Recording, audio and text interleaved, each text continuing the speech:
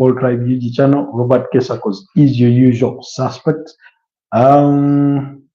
Just give me a moment to set things up here, and we get started for our preview of this weekend, because there's plenty of action that's going to be coming our way, and that's in the Premier League for match day 33. That's for game week 33, which I think is going to be very, very crucial, especially in the rest for the top 4 or top 5 finish, where many teams want to finish and qualify for next season's UEFA Champions League. We all know what happened in the midweek there, and I just need to test our audio, but I think we are good to go on that front as we wait for other members to join the broadcast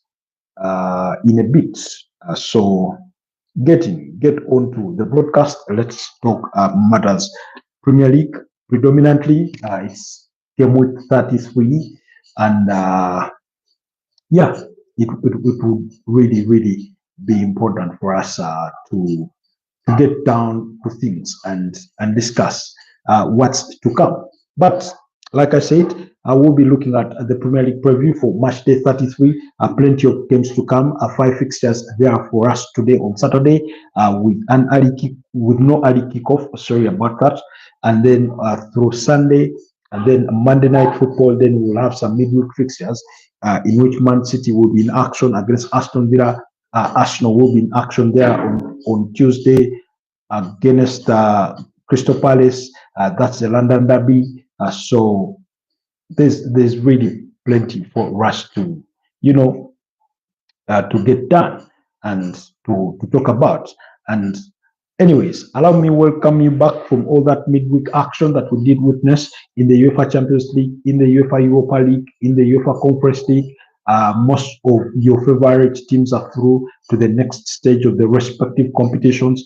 Chelsea are into the semi-finals of the UEFA Conference League. They remain favorites in that competition. Arsenal are through to the semi-finals of the UEFA Champions League. They remain, they are supposedly one of the favorites. Never mind that they've never won the competition.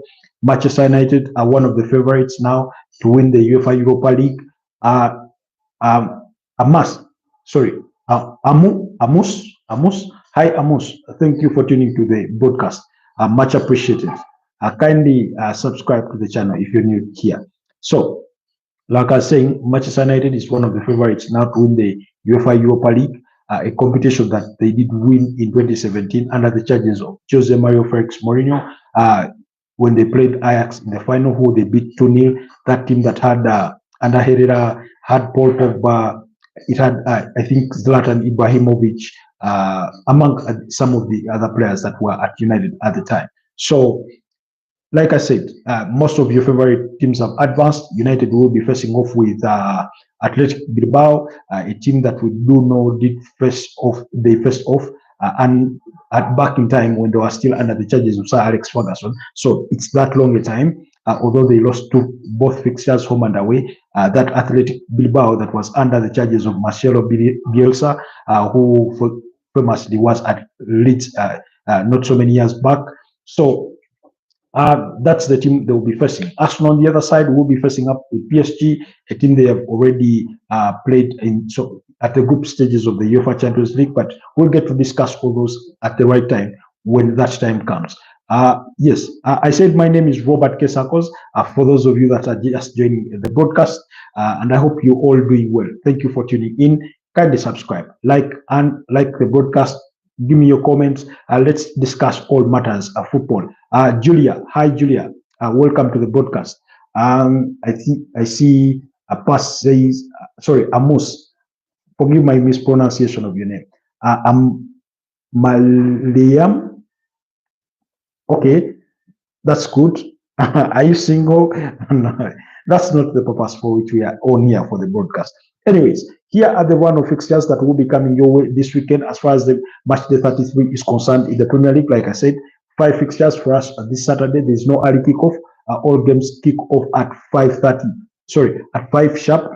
That's East African time when Brighton are at home, away to Brentford. That's at the GTEC Stadium, while Crystal Palace will be at home at Selhurst Park to face off with AFC Bournemouth. Everton entertain Manchester City at Goodison Park for one more time before they move into their new stadium, while West Ham United are at home against Southampton. We all know Southampton are already relegated, while West Ham pretty much are still fighting for their reputation as far as this season is concerned. I think there is plenty of to prove for Graham Potter, who is in charge of Brighton and who is in charge of West Ham United there. Then in the late kickoff, it will be the big game between Aston Villa and Newcastle. So that is one of the games that we will be previewing a little bit in depth that will be coming our way. That's for the late kickoff on Saturday. And then on Super Sunday, games do kick off at 4 p.m. East African time. Fulham will be at home against Chelsea. That's a London derby. Ipswich Town will entertain Arsenal as Arsenal gets back to winning ways following their recent draws in the competition.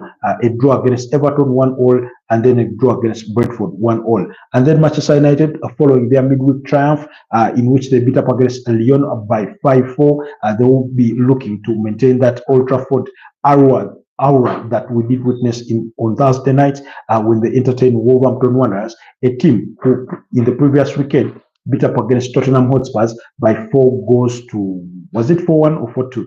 Thereabout. And then Leicester City in the late kickoff on Super Sunday will welcome Liverpool. Now we all know the problems that are at Leicester City, and then we all know that Liverpool are highly motivated to go ahead and be crowned champions for the 24-2025 Premier League. They just need 2 victories to seal the title. And then on Monday Night Football, it will be Tottenham Hotspurs versus Nottingham Forest. So that's as far as match day 33 is concerned in the Premier League between today, Saturday, until Monday. But like I said, there will be midweek fixtures in which Arsenal will be in action against Crystal Palace, while Manchester City will be in action against Aston Villa.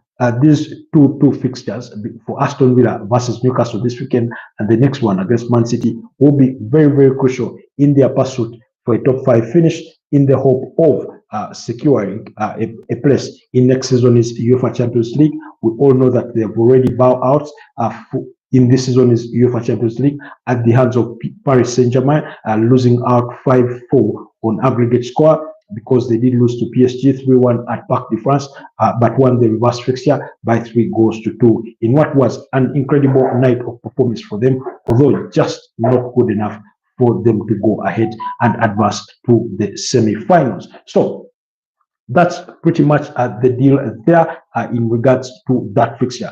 They do come in a fixture that has not that has not been very simple for them, because Aston Villa versus Newcastle, Aston Villa unfortunately have lost the last 3 consecutive Premier League meetings between them and the Magpies. And in those last 3 fixtures, they've conceded as many as, I think, 12 goals and only scored 2. Because this season, the Magpies beat them by 3 goals to 0.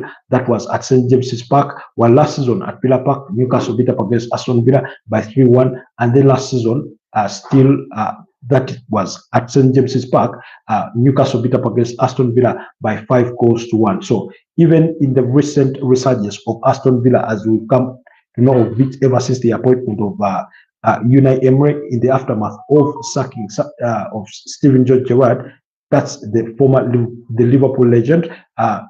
Newcastle have remained that thorn in Aston Villa's foot. It's one of those teams that give them plenty of trouble, and the fixture in itself comes at a time while they are proud of themselves for how far they were able to advance the UEFA Champions League, but they have fallen short. They fell short on the advancement in that respect. While Newcastle have been in great form ever since winning that Carabao Cup, beating up against Liverpool in the finals by 2 goals to 1. They've won their last 5 fixtures consecutively, I think, scoring as many as 15 goals and conceding just 2. So defensively, they're very solid. While going forward, they're quite electric. They are scoring the goals. They're creating the chances. Alexander Isak is in great form. He's so far scored 21 goals in the Premier League this season. You do have a Jacob Murphy who has, I think, as many as 11 assists or thereabout. You do have Harvey Barnes who has, researched into form. On midweek on Wednesday, they were in action. They played up their game in hand against Crystal Palace, who they dismissed but in a 5-0 thumping.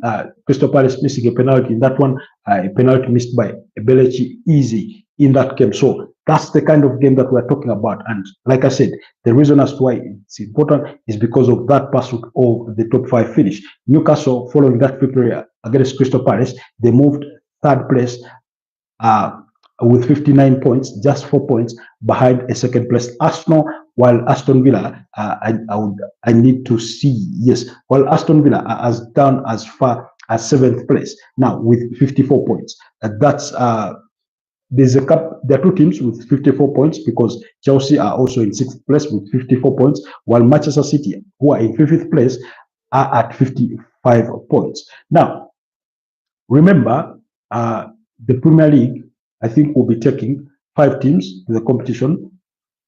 In fact, 6. Possibly 6. Yes. Possibly 6. That's if Manchester United go ahead to win the UEFA Europa League. Now, had Aston Villa advanced, maybe they could have returned by winning the competition, even if they had finished outside the top 5. So clearly, there's a lot to play for. So Aston Villa are just what? 4 points. 3. In fact, there are 3 points outside the top 4. They are just 3 points outside the top 4 because the top 4 is completed. In Newcastle is in 3rd place, Nottingham Forest in 4th place at 57 points, and then Man City, Chelsea, and Aston Villa. So that is why this very fixture is really, really crucial for Unai Emery's side. And like I said, they are going to be facing a team that has given them a lot of headache in recent times. In fact, in the last 6 meetings between Newcastle and Aston Villa have only won 1 fixture. They've lost the other 5. That win coming, I think, in April 2023 when they beat up against Newcastle by 3-0 at Villa Park. So in the last 5, of course, they've lost the 4. They've only scored about 5 goals in the last 5 fixtures and conceded quite a good number of them, because as many as 19 goals conceded as many as 16 goals conceded in that spell of the last 5 games. So clearly it paints for you the kind of picture that it is of this particular tie between these 2 sides. You do have, we're talking about the Newcastle side. When it comes down to form, they've won all their last 5 fixtures in quite spectacular style. Again, they've not conceded many. They've only conceded 2 goals. In those last 5 fixtures, they've beaten up against Crystal Palace by 5-0. They've beaten up against Manchester United. That was last weekend by 4-1. Beat up against Leicester City by 3-0. Beat up against Brentford by 2-1, and beat up against West Ham United by 1-0. In comparison, on the other side, Aston Villa have also won 4 of their last 5 fixtures, losing just 1, losing by 4-1 against Crystal Palace. I think that was around February 25th, thereabout.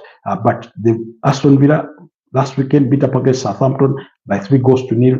They did beat up against Nottingham Forest by 2-1, beat up against Brighton and Brentford respectively by 3-0 and 1-0 in as far as their recent form in the Premier League. At home, Aston Villa are on an unbeaten run of 18 games.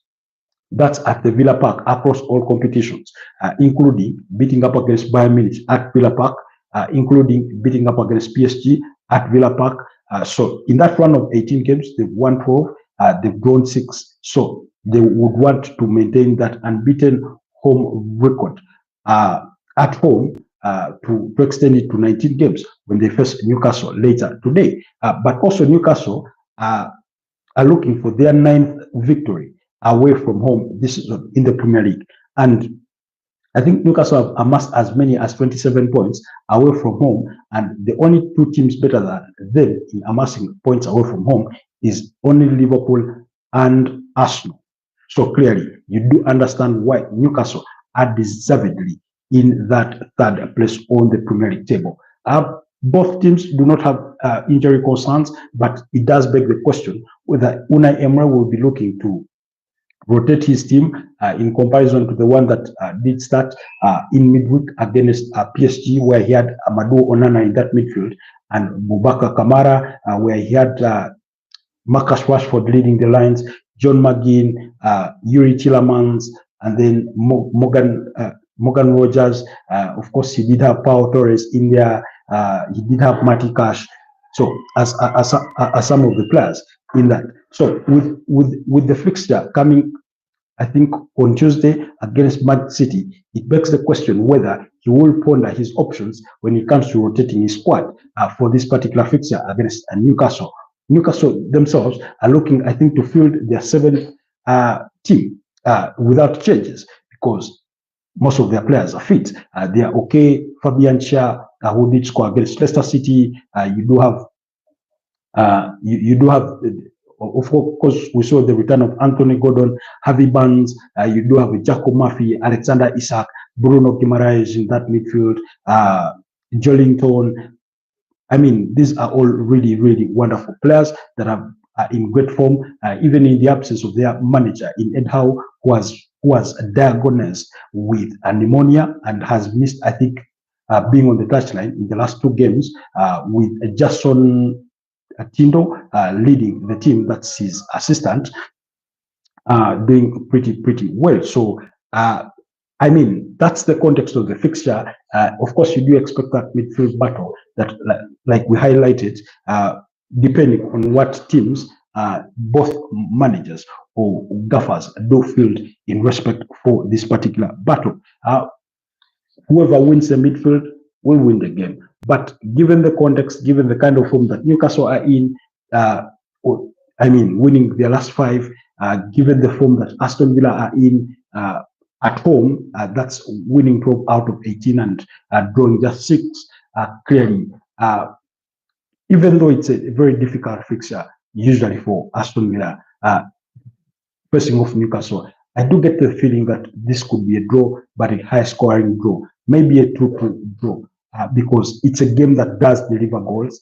Unfortunately, usually, once the goals start going in, usually they are one-sided, like we said, because when you look at the last 5, Newcastle beating Aston Villa 3-0, beating them 3-1, beating them 5-1, losing Newcastle losing 3-0, and then Newcastle winning 4-0. So when you look at that particular trend, it shows you that once the goals start going in, usually they continue going in one direction. For those of you that do bet on such games, you could bet yourself on an over of 2.5.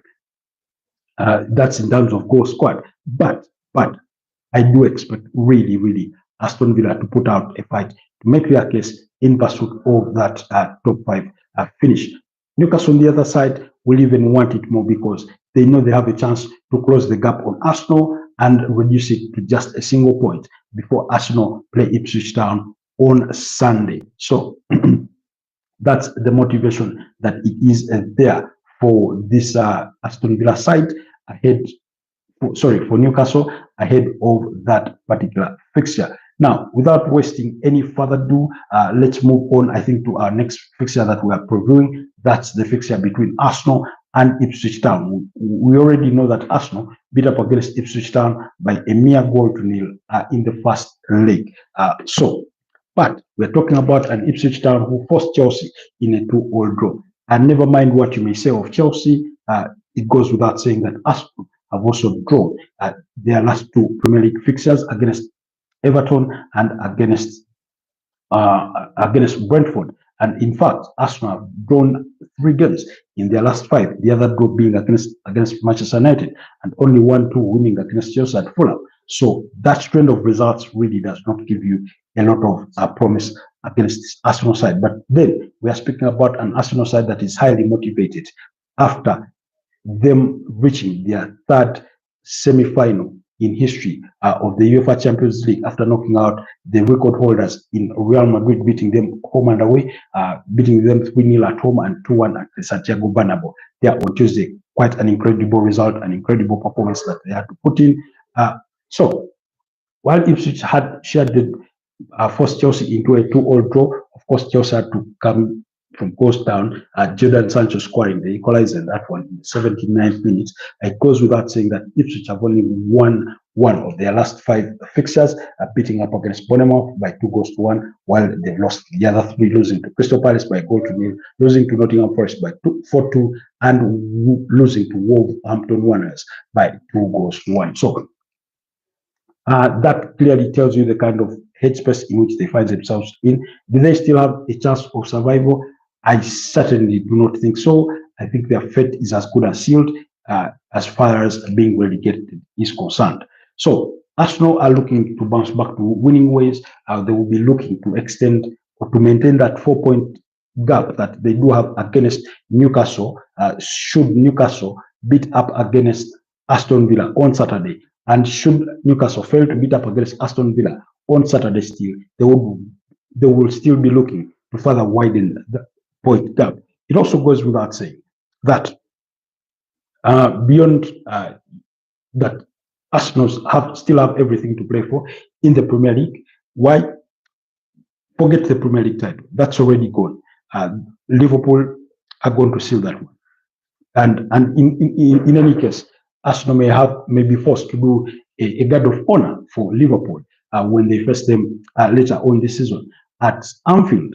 But when I say they still have everything left to play for, I'm sure Mikel Arteta, regardless, would still want to finish in that second spot on the Premier League table, even though it will be for the 3rd consecutive season, because beyond just the position, it also means a reasonable sum of money in terms of where you finish on the Premier League table, in addition to what they are already amassing. I think up to as much as 113 million euros so far reported, according to different sources. That's from the UEFA Champions League. So clearly, money, we all know that money is a factor. It determines how teams will then perform in the transfer window in the summer and that kind of thing. So there's every motivation. Mikel Arteta speaking in the press, in the pre-match press conference, of course, did reveal that Ricardo Carafiori is back in training, but may not be kind of fully fit for this particular game,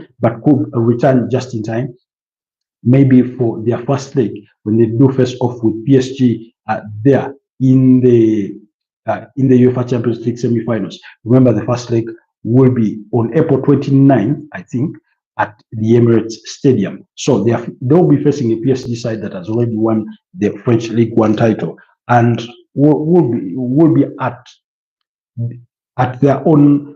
Will have the luxury of having to rest all their big players. Players that I do expect to be absent, of course, still is Jorginho, who suffered that chest injury in that 1-all draw against Brentford.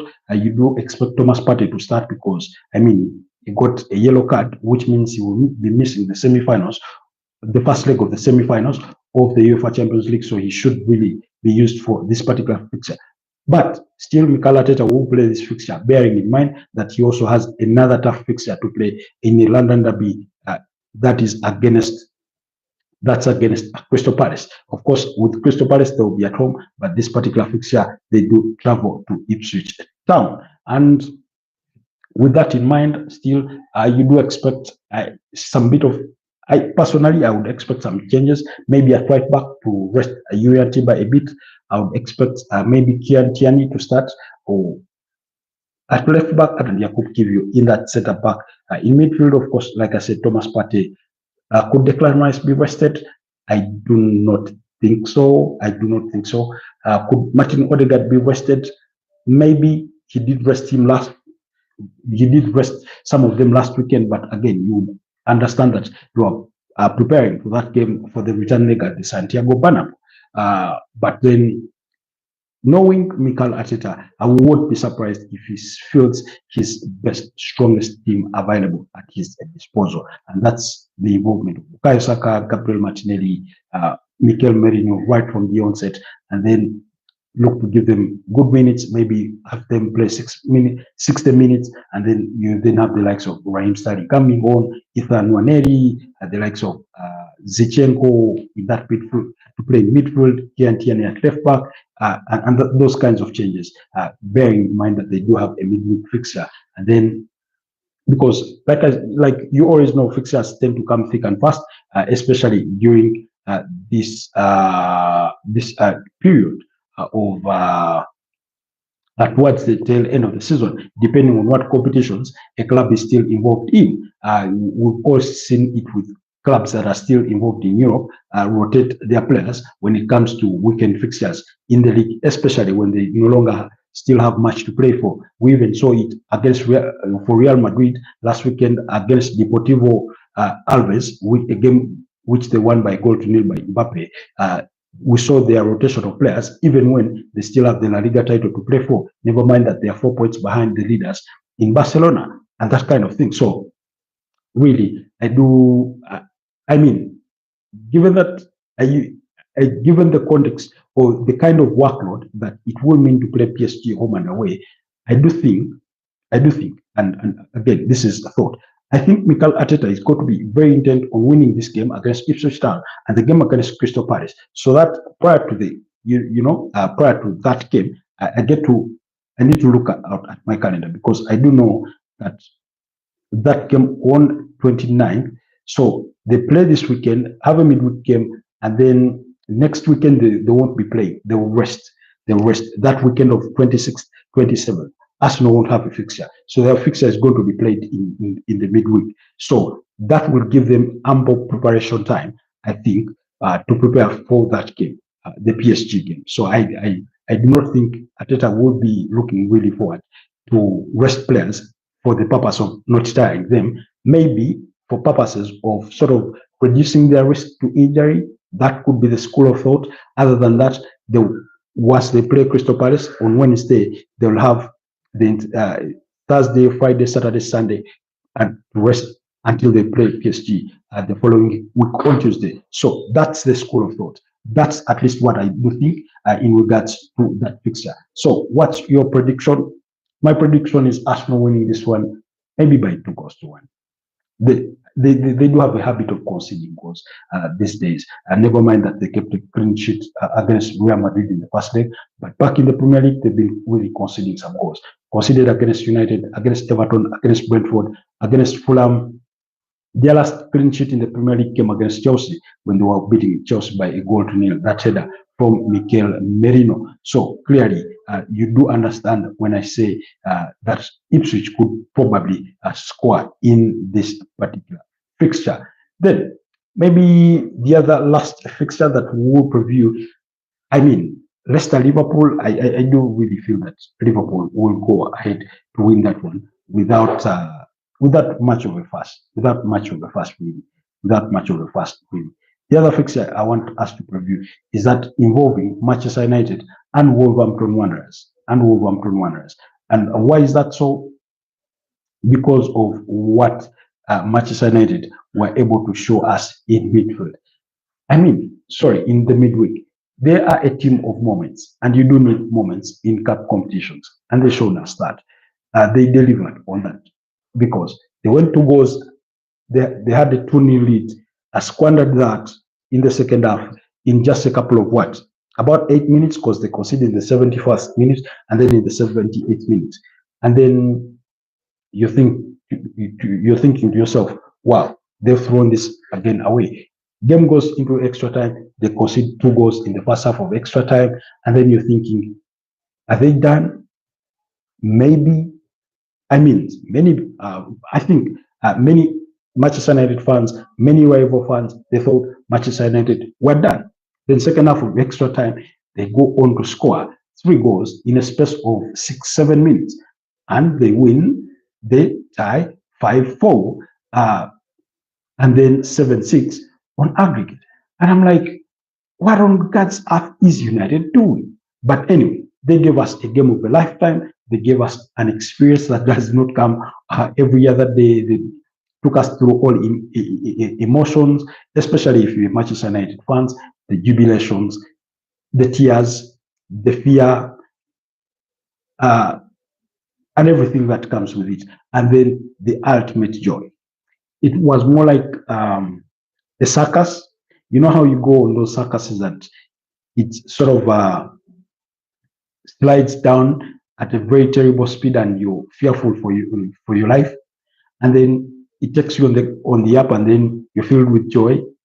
That kind of thing. That's how best I could describe that 5-4 game between Lyon and Manchester United that we did witness on Thursday. So clearly, that game gave us every bit of emotions that you could think about.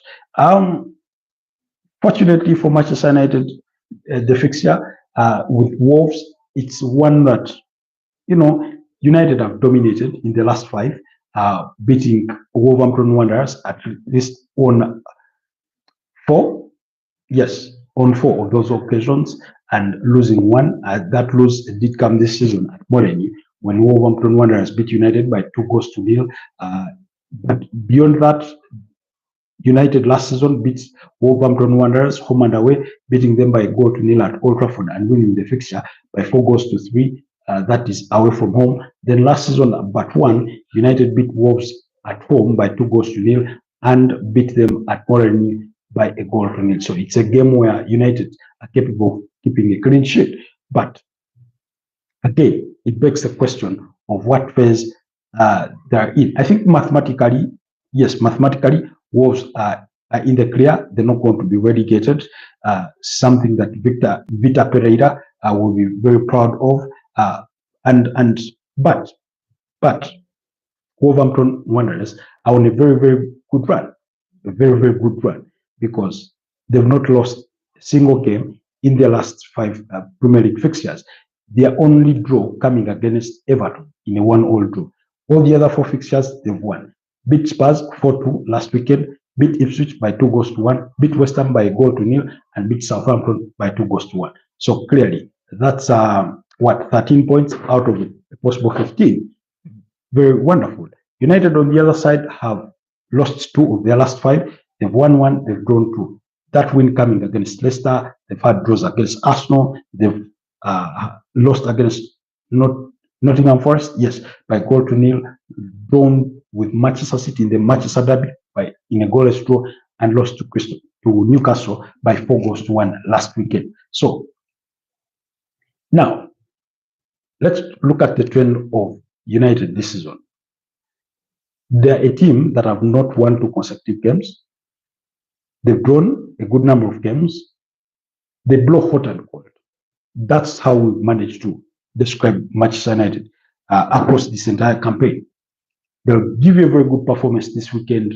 Then next weekend, you don't even recognize the team that they are. Then they go on the European scene and put up a very wonderful performance, like we saw them against Real Sociedad. And then you're wondering, what kind of team is this? Is it how they are coached? Is it the players?